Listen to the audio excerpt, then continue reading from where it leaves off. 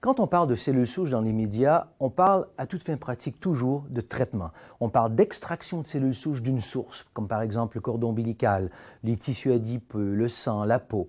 Ensuite, transformation des cellules souches en laboratoire et ensuite leur injection dans le corps humain. Mais dans tout ce message-là, ce dont on parle à peu près jamais et qui est, à mon sens, le plus important, c'est que ces cellules souches sont déjà dans notre corps au départ. Donc, qu'est-ce qu'elles font dans notre corps? Quel est le rôle naturel des cellules souches dans le corps humain? Parce que quand on comprend ça, vraiment, ça change toute notre compréhension de la santé, du bien-être, et je pense que c'est même amené à changer notre façon de pratiquer la médecine. Donc, voyons le rôle naturel des cellules souches dans le corps humain. Et tout ça nous vient des 10 dernières années en sciences des cellules souches, des recherches au niveau des cellules souches. Donc, au niveau du corps humain, ce qu'on a, c'est lorsqu'on a un tissu qui est endommagé, ou on a une blessure, ou un tissu qui ne fonctionne pas de façon optimale, le tissu en question libère des composés qui sont aujourd'hui bien identifiés, qui se rendent à la moelle osseuse et vont déclencher la libération de cellules souches de la moelle osseuse. On a par exemple un infarctus du myocarde. Dans la journée de l'infarctus, on peut mesurer ces composés dans le sang et on peut voir à la fin de la journée une augmentation du nombre de cellules souches en circulation dans le sang. Lorsqu'elles sont libérées, ces cellules souches ne savent pas où aller. Comment est-ce qu'elles font pour identifier quel est le tissu qui a besoin de réparation? C'est que le tissu affecté libère ensuite d'autres composés qui restent comme ça localement dans les capillaires à l'endroit où on a cette blessure. Et les cellules souches, lorsqu'elles circulent dans les fins capillaires du tissu en question, elles sont attirées par ces molécules et il y a tout un processus de migration qui est déclenché. Les cellules souches migrent dans le tissu et au contact des tissus endommagés se prolifèrent et ensuite se différencient en cellules du tissu en question. Donc, c'est notre système naturel de réparation du corps humain. Donc, dans tout ça, on a libération des cellules souches, circulation des cellules souches dans le sang, migration au niveau des tissus et la prolifération et différenciation des cellules souches en cellules du tissu en question. C'est un phénomène absolument merveilleux au niveau du corps humain. Mais quand on regarde tout ce processus-là, ce qui est vraiment, vraiment nouveau, parce que des cellules se libèrent de la moelle osseuse, on sait que toutes les cellules du sang viennent de la moelle osseuse. Que des cellules circulent dans le sang, toutes les cellules du sang circulent dans le sang. Que des cellules puissent migrer vers un tissu, il n'y a rien de nouveau. Les cellules immunitaires migrent vers les tissus.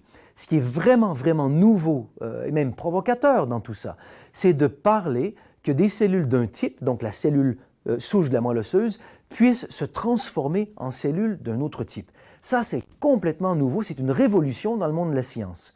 Et comment ça se fait que si ce phénomène est si naturel dans le corps humain, ça se passe chez chaque individu du jour de la naissance, comment ça se fait qu'on n'a jamais vu ça avant? Et c'est simplement parce que la façon traditionnelle d'identifier une cellule, c'est de l'observer au microscope. Ça s'appelle l'histologie. Suivant les caractéristiques physiques visibles d'une cellule, donc sa taille, sa forme, nombre de noyaux, etc., on arrive comme ça à identifier chaque type de cellule du corps humain.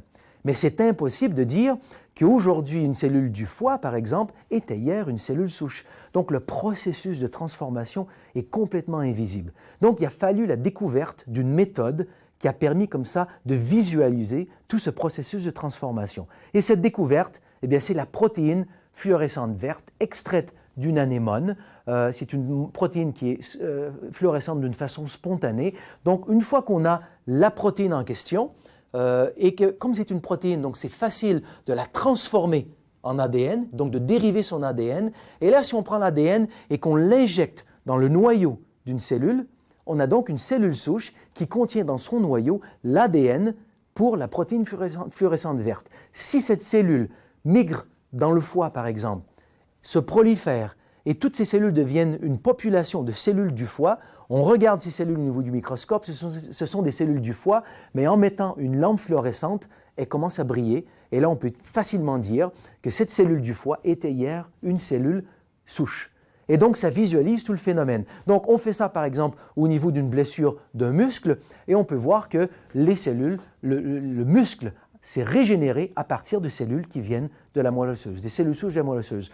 La même chose au niveau du cœur. Dans les quelques semaines qui suivent un infarctus du myocarde, on peut voir comme ça plusieurs cellules nouvelles qui viennent de la moelle osseuse. Même phénomène au niveau de la peau, même phénomène au niveau des reins, même phénomène au niveau des poumons, Même phénomène au niveau du pancréas. En fait, c'est un phénomène qu'on voit comme ça au niveau d'à peu près tous les tissus du corps humain. C'est le système naturel de rénovation du corps humain.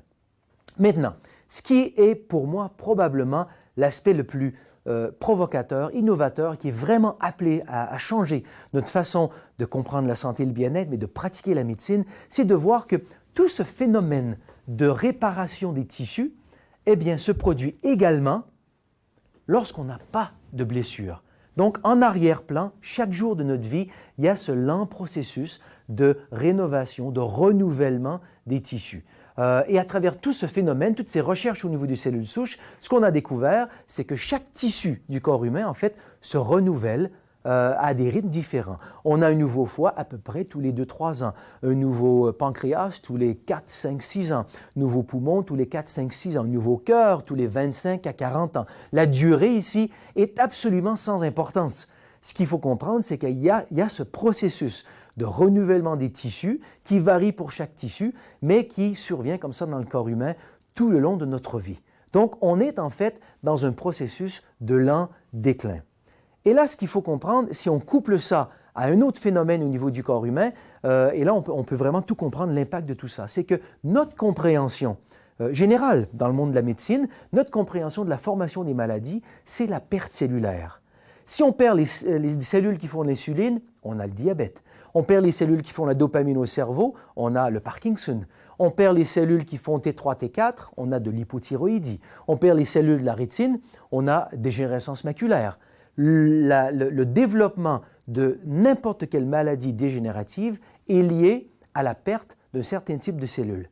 Alors la grande question maintenant, c'est qu'est-ce qui fait qu'une personne va développer un diabète, une autre personne c'est un Parkinson, une autre personne c'est une dégénérescence maculaire. C'est toute une série de facteurs et ces facteurs sont bien connus. On parle de notre génétique, donc des risques, des facteurs de risque. On parle de blessures passées, exposition à des toxines environnementales présentes ou passées. On parle de notre capacité à nous reposer, notre stress, donc exposition au stress et notre capacité à manager ce stress, à gérer ce stress. On parle de notre style de vie, notre alimentation, attitude mentale. On peut voir comment tous ces facteurs constituent un ensemble qui est vraiment unique à chaque individu. Donc cet aspect tous ces éléments qui constituent cette pression sur le corps humain, aujourd'hui, la médecine ne regarde que ça. Tout n'est qu'un processus de déclin jusqu'au jour où certains symptômes apparaissent et on perd comme ça notre santé. Et là, ce qu'on découvre avec toute cette information au niveau des cellules souches, c'est qu'il y a un autre aspect à tout ce phénomène. On a aussi la réparation des tissus. Parce que si on a par exemple un nouveau pancréas, par exemple, tous les 4 ans. Et là, le temps, encore une fois, n'est pas important. Prenons simplement ça de façon conceptuelle. Si j'ai un nouveau pancréas à tous les 4 ans, donc à 40 ans, j'ai eu une dizaine de pancréas. J'ai renouvelé mon pancréas au moins une dizaine de fois. Donc, si j'ai pas de diabète, ça veut dire que la perte des cellules du pancréas n'est pas la cause du diabète.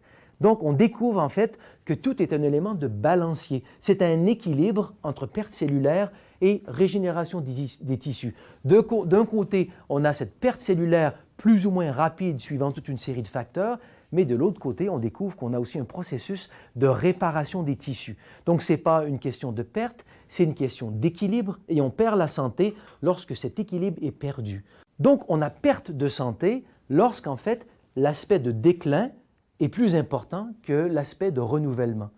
Donc, lorsqu'on comprend ce phénomène d'équilibre entre perte cellulaire et renouvellement des tissus, ça nous amène vraiment à une toute autre compréhension de la santé. Parce que si on comprend bien, dans nos sociétés modernes, on définit la santé par l'absence de maladie.